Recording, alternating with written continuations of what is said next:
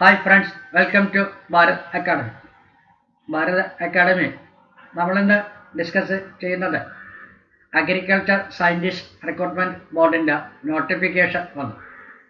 ഡിഗ്രിക്കാർക്ക് അവസരം ഉണ്ട്, അതിനെക്കുറിച്ചാണ് ഡിസ്കസ് ചെയ്യാൻ പോകുന്നത്. ഈ ചാനൽ നിങ്ങൾ ആദ്യമായിട്ടാണ് കാണുന്നതെങ്കിൽ ഒന്ന് സബ്സ്ക്രൈബ് ചെയ്യുക. ഇങ്ങനെ സ്ഥിരമായിട്ട് കിട്ടുന്ന ജോലികളെ കുറിച്ചിട്ടുള്ള ഈ ചാനലിലൂടെ നിങ്ങൾക്ക് ലഭിക്കുന്നത് ആണ്. നിങ്ങൾക്ക് ഈ വീഡിയോ ഇഷ്ടപ്പെട്ടെങ്കിൽ ഒന്ന് ലൈക്ക് ചെയ്യുക. തുടർന്നുള്ള വീഡിയോകൾ അപ്ലോഡ് ചെയ്യുമ്പോൾ നോട്ടിഫിക്കേഷൻ ലഭിക്കുന്നതിനായിട്ട് ബെൽ ബട്ടൺ അനേബിൾ ചെയ്യുക. നിങ്ങളുടെ ഫ്രണ്ട്സിന് ഇതൊന്ന് അയച്ചു കൊടുക്കുക.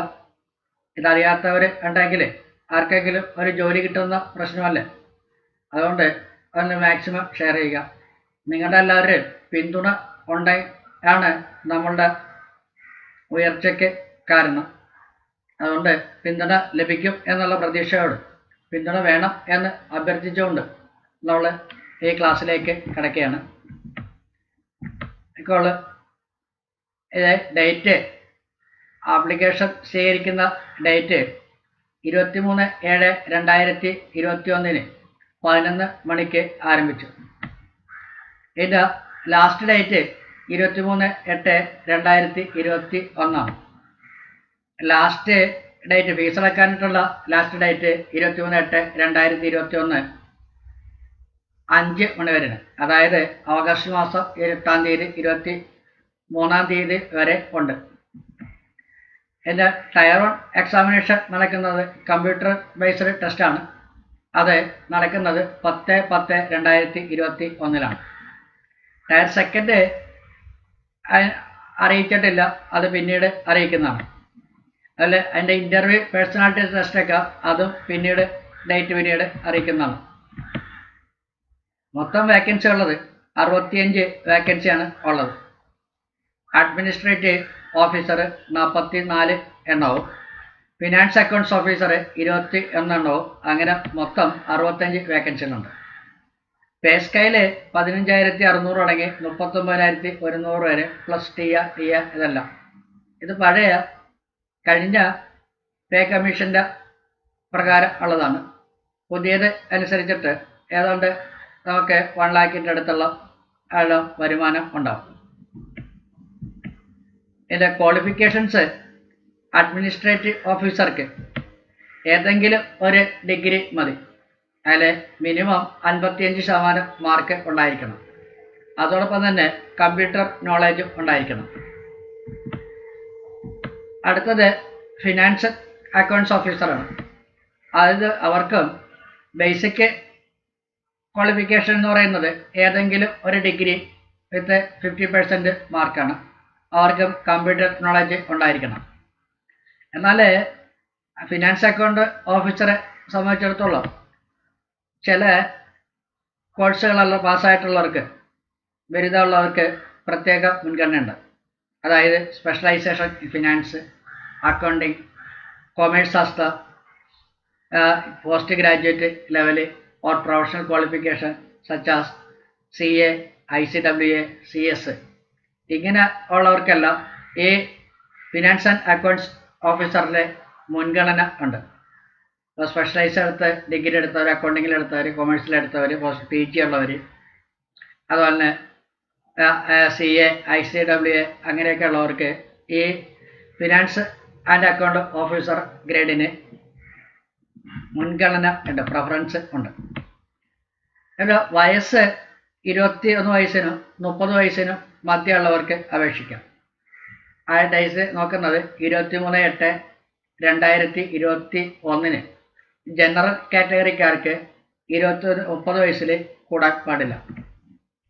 ഷെഡ്യൂൾഡ് കാസ്റ്റ്, ഷെഡ്യൂൾഡ് ട്രൈബ് ആണെങ്കിൽ അത് 35 വയസ്സ് വരെ ആകാം.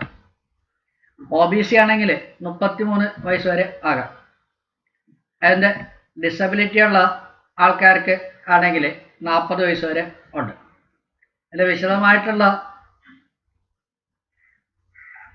വിശദമായിട്ടുള്ള റിപ്പോർട്ടുകളുടെ നോട്ടിഫിക്കേഷൻ്റെ നിങ്ങൾക്ക് www.bharatacademy.org എന്നുള്ള സൈറ്റിലും ഈ ASRBയുടെ ഒഫീഷ്യൽ സൈറ്റിലും നമുക്ക് സന്ദർശിച്ചിട്ടുണ്ടെങ്കിൽ അതിൻ്റെ കൂടുതൽ വിവരങ്ങൾ പൈസ സംബന്ധിച്ചിട്ടുള്ള അതിൻ്റെ റിലാക്സേഷൻ സംബന്ധിച്ചിട്ടുള്ള കൂടുതൽ വിവരങ്ങൾ കിട്ടും.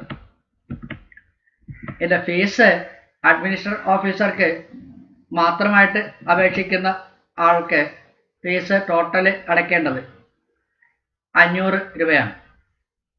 അത് ജനറൽ കാറ്റഗറിക്ക് 480 രൂപ എക്സാമിനേഷൻ ഫീസും രജിസ്ട്രേഷൻ ഫീസ് 20 ചേർത്ത് അങ്ങനെ 500 രൂപയാണ് അടയ്ക്കേണ്ടത്.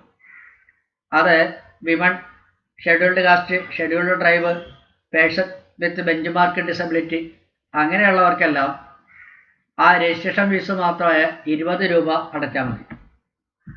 ബാക്കി ആർക്കും എക്സാം ഫീസ് അടയ്ക്കേണ്ടി വരും. ഇത് ഫിനാൻഷ്യൽ അക്കൗണ്ട്സ് ഓഫീസർ ആണെങ്കിൽ പോസ്റ്റ് മാത്രമായിട്ട് അപേക്ഷിക്കുന്നവരാണെങ്കിലും ഇതേ റേഞ്ചിലെ ഫീസ് തന്നെയാണ്. എക്സാമിനേഷൻ ഫീസ് 480, 20 രൂപ രജിസ്ട്രേഷൻ ഫീസും അടക്കം 500 രൂപയാണ് അടയ്ക്കേണ്ടത്. ഇത് women, scheduled caste, scheduled tribe, person with benchmark disability ഇവർക്കൊന്നും എക്സാമിനേഷൻ ഫീസ് ഇല്ല. രജിസ്ട്രേഷൻ ഫീസായ 20 രൂപ മാത്രം അടയ്ക്കണം. ഇത് രണ്ടിനും കൂടി അപ്ലൈ ചെയ്യുന്നവർക്കാണെങ്കിൽ both administrative officer and financial account officer പോസ്റ്റിലേക്ക് രണ്ടിനും കൂടി ഒരുമിച്ച് അപ്ലൈ ചെയ്യുന്നവരാണെങ്കിൽ 960 രൂപയാണ് എക്സാമിനേഷൻ ഫീസ് അടയ്ക്കേണ്ടത്. രജിസ്ട്രേഷൻ ഫീസ് 40 രൂപ, അങ്ങനെ ടോട്ടല് 100 രൂപ അടയ്ക്കണം. അങ്ങനെ ടോട്ടല് 1000 രൂപ അടയ്ക്കണം. ടോട്ടല് 1000 രൂപ അടയ്ക്കണം. അത് women, scheduled caste, scheduled tribe, person bench mark വിത്ത് ബെഞ്ച് മാർക്ക് ഡിസബിലിറ്റി ആണെങ്കിൽ ആ രജിസ്ട്രേഷൻ ഫീസായ 40 രൂപ മാത്രം അടച്ചാൽ മതി. അപ്പോൾ അൺറിസർവ്ഡ് കാറ്റഗറിയിൽപ്പെട്ട ആളുകൾ അങ്ങനെയുള്ള ആളുകളെല്ലാം തന്നെ OBC, EVS എല്ലാവരും തന്നെ 1000 രൂപ 2 എക്സാമിനേഷൻ കൂടി അടയ്ക്കണം. ഇത് കൂടുതൽ വിവരങ്ങൾ അറിയാനായിട്ട് സന്ദർശിക്കേണ്ട 2 ഒഫീഷ്യൽ വെബ്സൈറ്റാണ് ഈ കൊടുത്തിരിക്കുന്നത്. http://www.asrb.org.in. ഇതിന് അപേക്ഷിക്കാനായിട്ടുള്ള സൈറ്റും ഇതുപോലെ തന്നെ ഡീറ്റെയിൽസ് ഡൗൺലോഡ് ചെയ്യാനായിട്ടുള്ള സൈറ്റും ഒന്ന് തന്നെ ഇത് തന്നെ മതി. നിങ്ങൾക്ക് നോട്ടിഫിക്കേഷനും അതിൻ്റെ ഡീറ്റെയിലും ഒക്കെ കിട്ടണമെന്നുണ്ടെങ്കിൽ www.bharatacademy.org എന്നുള്ള സൈറ്റിലും നമ്മൾ അപ്ലോഡ് ചെയ്ത് വെച്ചിട്ടുണ്ട്. അവിടെ നിന്ന് നിങ്ങൾക്ക് പ്രിൻ്റ് ഔട്ട് എടുത്തോ ഡൗൺലോഡ് ചെയ്തോ വാങ്ങിക്കാൻ പറ്റും. ഏതെങ്കിലും കാരണവശാൽ നെറ്റ് അവിടെ നിന്ന് കിട്ടാനായിട്ടൊക്കെ ബുദ്ധിമുട്ടാണെങ്കിൽ ഈ ഭാഗത്തും അതിൻ്റെ ഡീറ്റെയിൽ പ്രസൻറ്റ് ചെയ്ത് സിലബസ് അടക്കം കൊടുത്തിട്ടുണ്ട്. ഇത് ആപ്ലിക്കേഷൻ പ്രോസസ്സ് തുടങ്ങുന്നത് 11 മണി 23/7/2021 തുടങ്ങി.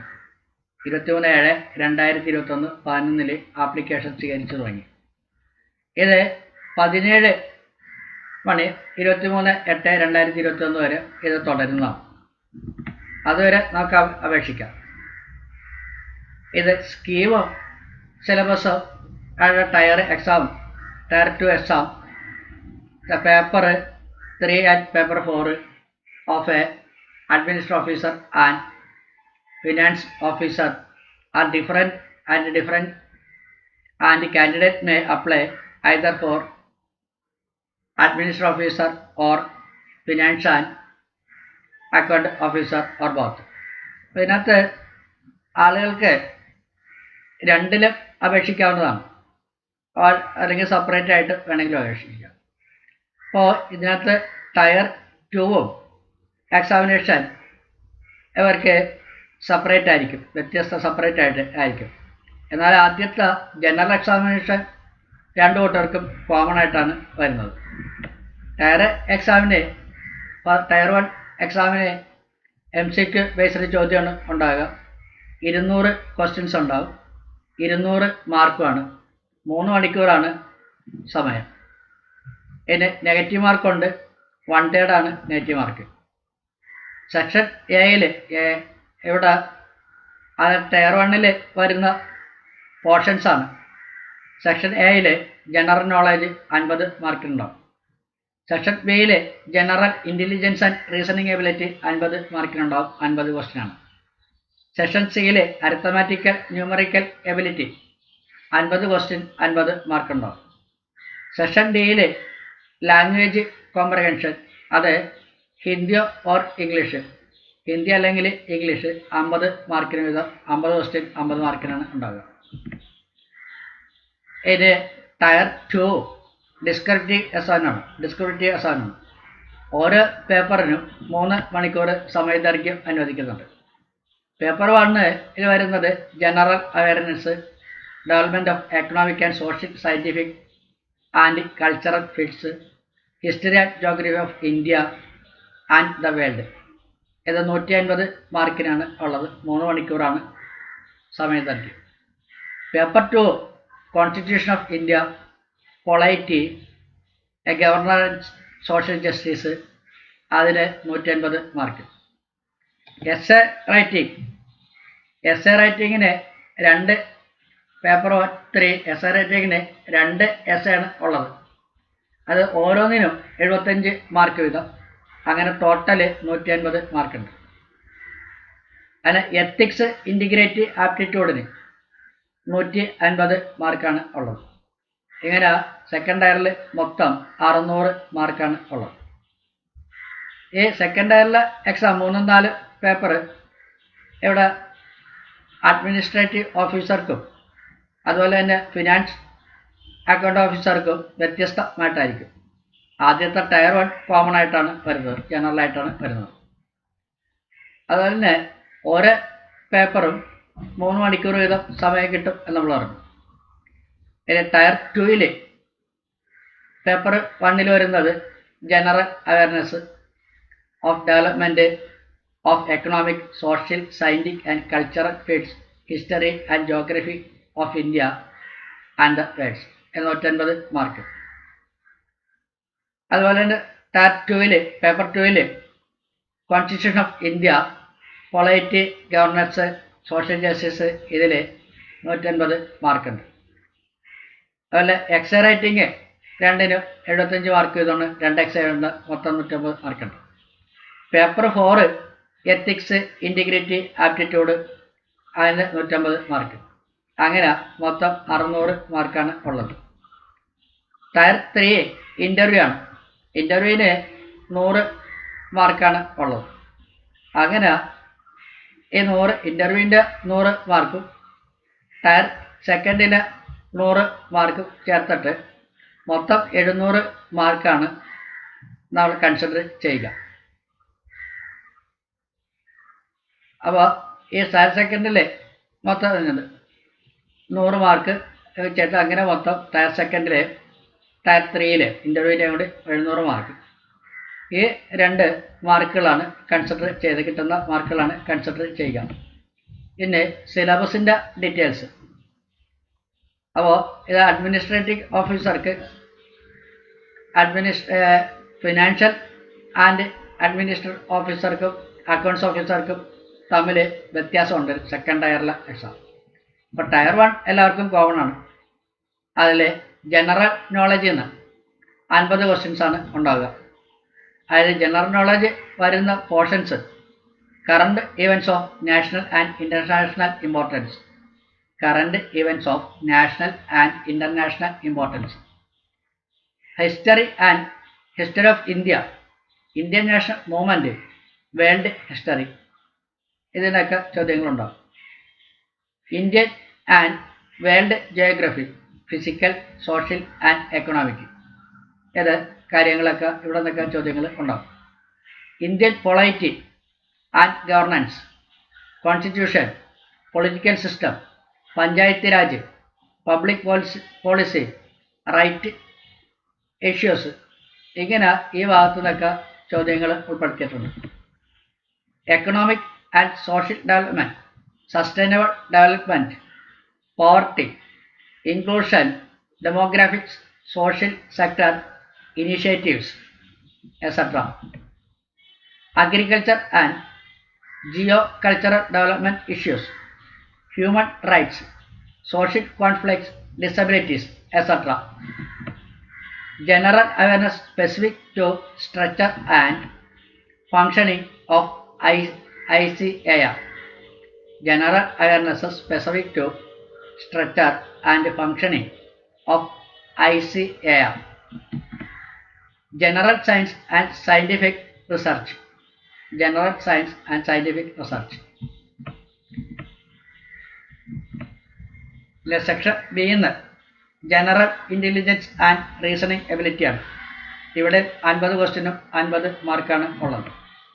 അത് logical reasoning and analytical ability, verbal and non verbal, അതുപോലെ അതിൻ്റെ analogies, similarities, differences, space visualisation, visual memory, discrimination, observation, relationship, concepts, arithmetical reasoning, verbal and figure classification, arithmetical number series.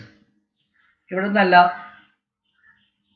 ഇവിടെ reasoning പാർട്ടിൽ ചോദ്യങ്ങൾ ഉണ്ടാകും.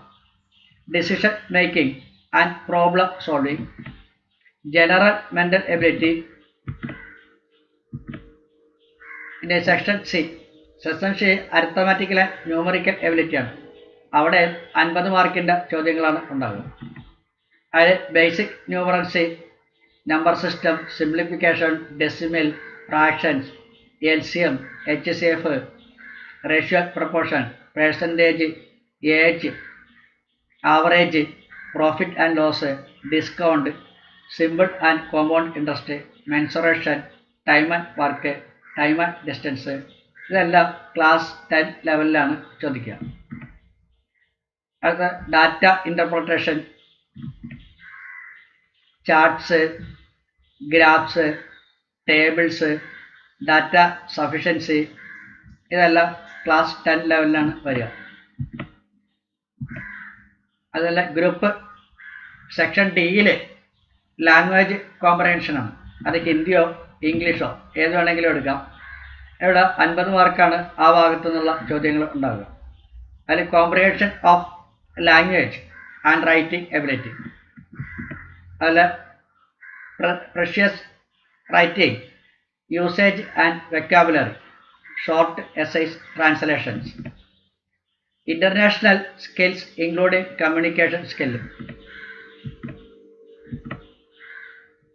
അതുപോലെ സെക്കൻഡ് ടയറിൽ part 1 പേപ്പറിൽ 150 മാർക്കിന് ചോദ്യങ്ങളാണ് ഉണ്ടാകുക. അവിടെ ഏത് ഭാഗത്തേക്കാണെന്ന് ചോദിച്ചാൽ general awareness and development of economic social, scientific and cultural fields, history and geography of India and world. ഇതെല്ലാം ഡിസ്ക്രിപ്റ്റീവ് വരുന്ന പാർട്ടുകളാണ്. Indian culture will cover the salient aspects of art forms, literature and architecture from ancient to modern times. Indian culture will cover the salient aspects of art forms, literature and architecture from ancient up to modern times. Modern Indian history from about the middle of the 18th century until the present. Significant event, personalities, issues, etc. The freedom of struggle, it is various stage and important contributions from different parts of the country. Post-independence consolidation and reorganization within the country. History of the world will include events from 18th century such as Industrial Revolution, World Wars, withdrawal of national boundaries, colonization, decolonization, political philosophies like communism, capitalism, socialism, etc. Their forms and effect on the society. Next, salient feature of Indian society. Diversity of India. The role of women and women's organization, population and associated issues, poverty and development issues, urbanization, their problems and their remedies. Effects of globalization on Indian society. Social empowerment, communalism, regionalism, and secularism. Salient features of world, world's physical geography. Distribution of key natural resources across the world, including South Asia and the Indian subcontinent. Factors responsible be for the location of primary, secondary, and tertiary sector industries in various parts of the world, including India. Important geophysical phenomena such as earthquakes, tsunami, volcanic activity, cyclone, etc. Geographical features and their location charges in critical geographical features including water bodies and ice caps and in the flora and fauna and the effect of such changes. Next, paper 2 150 മാർക്സിൻ്റെ constitution of India, polity governance, social justice എന്നിവയ്ക്ക് ഉണ്ടാകും. Indian constitution historical underpinning, evolution, features, amendments, significant provisions, and basic structure. Functions and responsibilities of the Union and the states, issues and challenges pertaining to the federal structure, devolution of powers, and finance up to local levels and challenges them.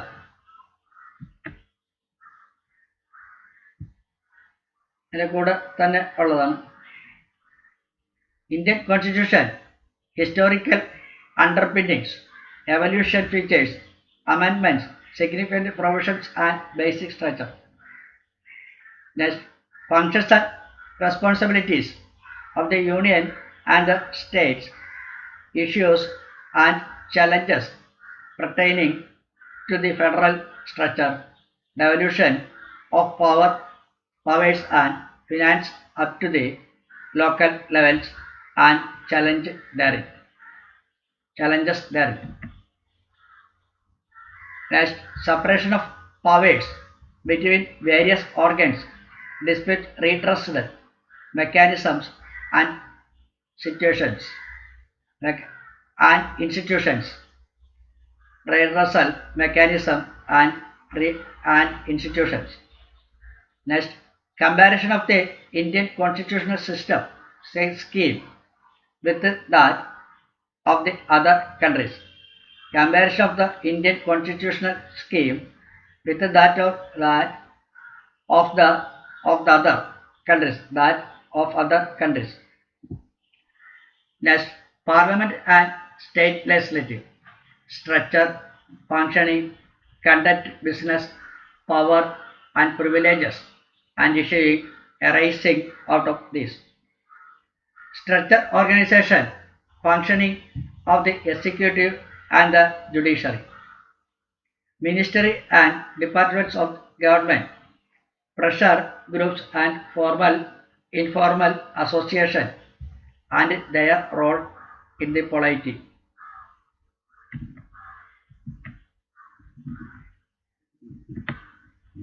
Next, salient features of the representations of People's Act.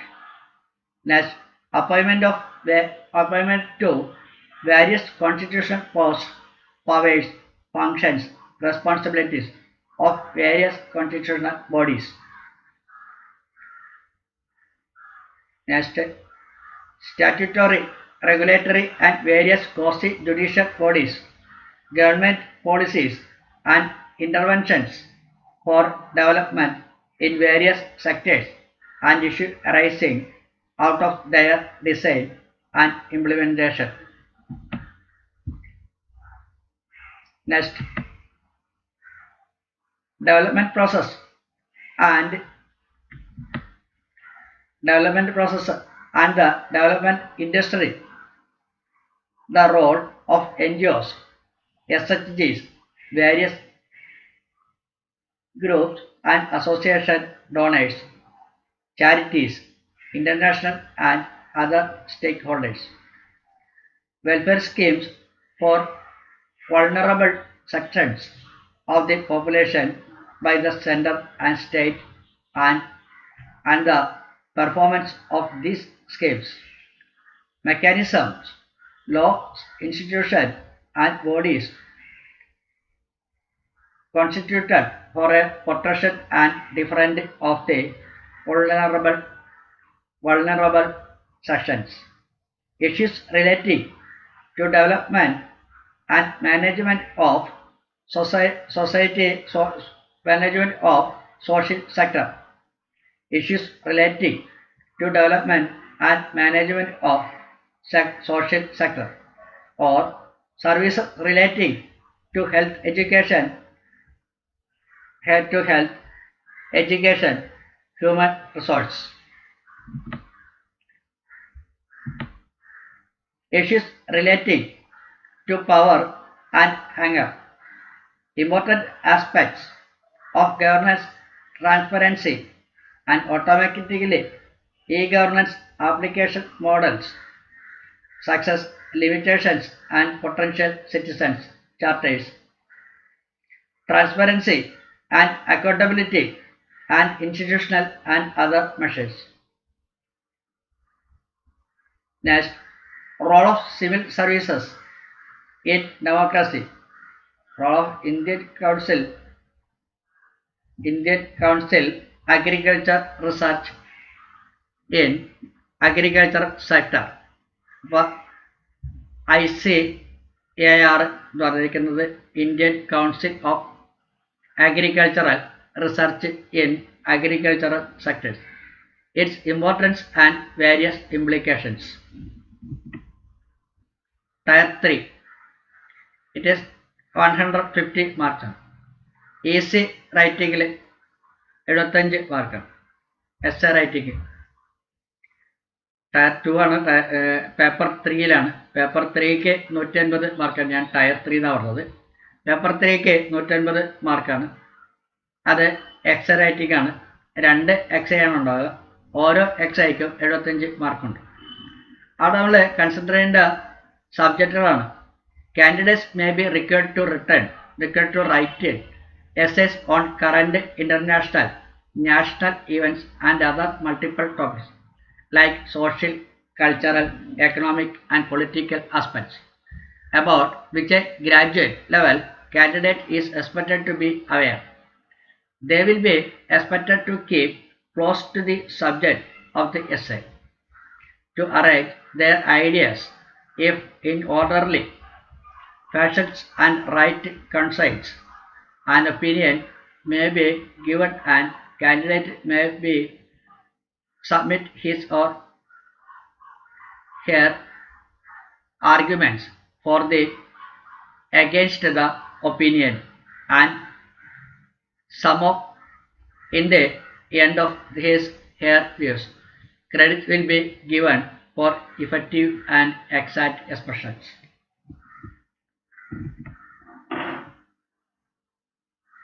അടുത്തത് നോക്കിക്കോളൂ. Paper 4 ആണ്. അത് 150 മാർക്കാണുള്ളത്. അതിൻ്റെ പ്രധാനപ്പെട്ട പാർട്ടുകളാണ് ethics, integrity and aptitude. Ethics and human enterprise, essence, determinate and consequences of ethics in human actions, dimensions of ethics in private and public relationship, human values, lessons from the lives and teaching of great leaders, reforms and administrators, role of family, society and educational institution in inculcating values. Next, aptitude, content structure, functions, its influence and relations with together, and behavior, moral and political attitudes, social influences and person, and influences and persuasion. Next,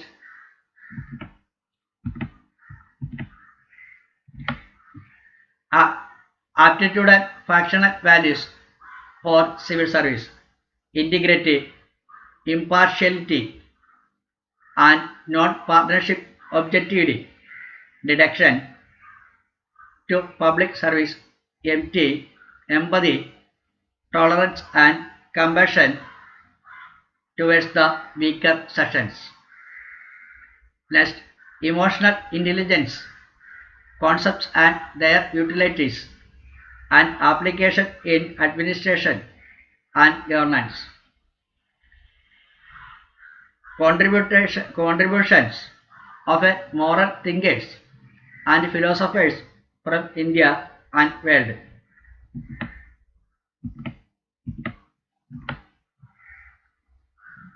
Next, public services values and ethics in public administration. Status and problems. Ethic concepts and dilemmas in government and private institutions. Laws, rules, regulations, and concepts as source of ethical guidance and ultimately accountability and either governance, strengthening of ethical and moral values in governance, ethical issues in international relations and funding, corporate governance.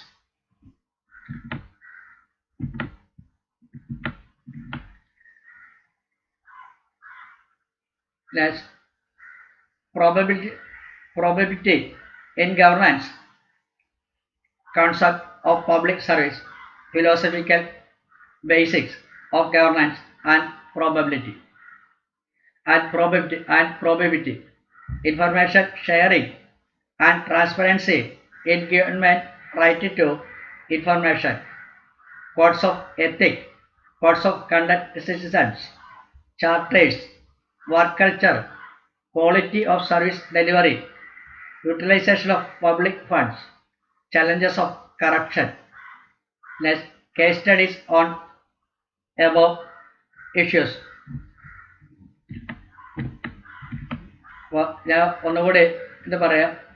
Probability in governance, concept of public service, philosophical basis, governance and probability, information sharing and transparency in government, right to information, codes of ethics, codes of conduct, citizens charters, work cultural, quality of service delivery, utilization of public funds, challenges of corruption, case studies on above issues. ഇതൊക്കെയാണ് സിലബസിൽ വരുന്നത്.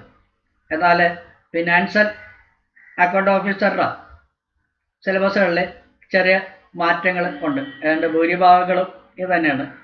ബാക്കി രണ്ട് പേപ്പറുകളിൽ കൊമേഴ്സും അക്കൗണ്ടൻസിനെ കുറിച്ചൊക്കെയുള്ള ചോദ്യങ്ങൾ രണ്ടിനും കൂടി 300 മാർക്കിന് ഉണ്ടാകും.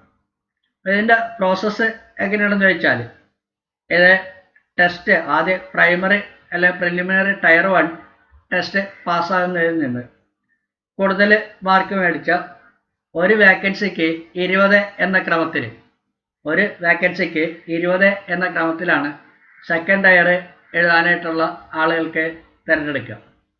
സെക്കൻഡ് ടയർ ജയിച്ചു കഴിഞ്ഞവരാ തേർഡ് ടയർ മൂന്നാമത്തിലേക്ക് എടുക്കുന്നത്.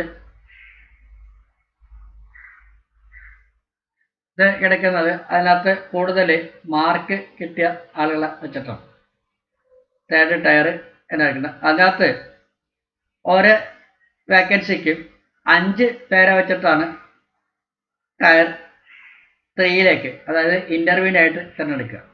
അപ്പോൾ ഒരു വേക്കൻസി ഉള്ളെങ്കിൽ 5 പേര്, 10 വേക്കൻസി ഉണ്ടെങ്കിൽ 50 പേര്, ഈ രീതിയിൽ ആണ് ഇൻ്റർവ്യൂവിന് തിരഞ്ഞെടുക്കുക. അങ്ങനെ ഇൻ്റർവ്യൂ അറ്റൻഡ് ചെയ്യുന്നവരിൽ അതിനകത്ത് ഒരു ശതമാനത്തിൽ 1 പേർക്ക് വെച്ചിട്ട് ജോലി കിട്ടും. ഈ രീതിയിലാണ് ഇതിൻ്റെ എക്സാം പ്ലാനിങ് ഒക്കെ ഉള്ളത്. അപ്പോൾ ഇത് അപേക്ഷിക്കാനായിട്ടുള്ള വെബ്സൈറ്റ് നമ്മൾ നേരത്തെ ഇതിൻ്റെ ഈ ക്ലാസ്സിൽ തന്നെ നമ്മൾ മുൻപ് പറഞ്ഞു വിട്ടിട്ടുണ്ട്, രേഖപ്പെടുത്തുന്നുണ്ട്. അതല്ല അതിൻ്റെ ഡീറ്റെയിൽ കൂടുതൽ വായിച്ച് മനസ്സിലാക്കിയിട്ട് വേണം. ഏതാണ്ട് നോട്ടിഫിക്കേഷൻ പൂർണ്ണമായിട്ടും ആദ്യം വായിച്ച് ശ്രദ്ധാപൂർവം വായിച്ച് മനസ്സിലാക്കിയിട്ട് വേണം രജിസ്റ്റർ ചെയ്യാനായിട്ട് നമ്മൾ ഇരിക്കാനായിട്ട്. അതായത് വേണ്ട കാര്യങ്ങൾ അടുപ്പിച്ച് രജിസ്റ്റർ ചെയ്യുന്ന സമയത്ത് നമ്മൾ അടുപ്പിച്ച് വെക്കേണ്ടതായിട്ടുള്ള രേഖകളുടെ ലിസ്റ്റെല്ലാം തന്നെ നമ്മുടെ ഭാരത് അക്കാഡമിയുടെ സൈറ്റിലും അതുപോലെ തന്നെ ഈ അഗ്രികൾച്ചർ സയൻറ്റിസ്റ്റ് റിക്രൂട്ടിംഗ് ബോർഡിൻ്റെ സൈറ്റിലും നമുക്ക് കിട്ടുന്നതാണ്. അപ്പോൾ ഇനി അടുത്ത വീഡിയോ നമ്മൾ ഉടനെ തന്നെ ഇതിൻ്റെ ക്ലാസ്സുകളെ കുറിച്ചിട്ടൊക്കെയുള്ള വീഡിയോ ഇടുന്നുണ്ട്. അപ്പോൾ നിങ്ങൾ ഇതുവരെ ഇത് സബ്സ്ക്രൈബ് ചെയ്തിട്ടില്ലെങ്കിൽ ഒന്ന് സബ്സ്ക്രൈബ് ചെയ്യുക. ഇതിൻ്റെ നിങ്ങൾക്ക് ഇൻഫോർമേറ്റീവ് ആണെങ്കിൽ ഒന്ന് ലൈക്ക് ചെയ്യുക. ഒരു ജോലിയുടെ കാര്യമുണ്ട്, അറിയാത്തവർക്ക് ഇത് കിട്ടട്ടെ എന്ന് വിചാരിച്ചിട്ട് നിങ്ങളുടെ ഫ്രണ്ട്സിന് നിങ്ങളൊന്നത് ഷെയർ ചെയ്യുക. ഇനി മറ്റൊരു ക്ലാസ്സുമായിട്ട് നമുക്ക് ഏറ്റവും എളുപ്പത്തിൽ കണ്ടുമുട്ടാം. എല്ലാവർക്കും ഗുഡ് ബൈ.